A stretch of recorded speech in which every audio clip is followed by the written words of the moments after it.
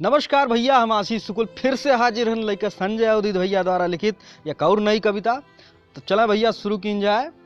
उल्लू हमें बनाइन कि जब जब भवा इलेक्शन कुर्ता नवा सियाइन और ठेलुहन भरेक बटोरिन दारू दिनम पियाइन, कुछ का खरीद डारिन कुछ का मलिन मनाइन और खूब मीठ मीठ मथी के उल्लू हमें बनाइन, खूब मीठ मीठ मथी के उल्लू हमें बनाइन। जब दौरी दौरी रोजे खोदत रहे दुआरा, लड़का बीमार होइगा पठैन वे 2000।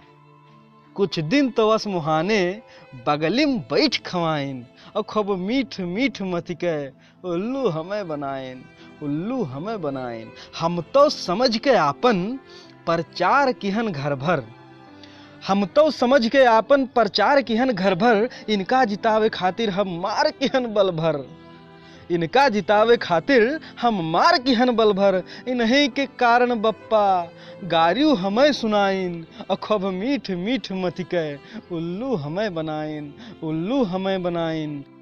अवधि के बात मानित अस आज हम न झंखित, आपस में बैर कई के ना ठावे ठाव भंचित, आपस में बैर कई के ना ठावे ठाव भंचित।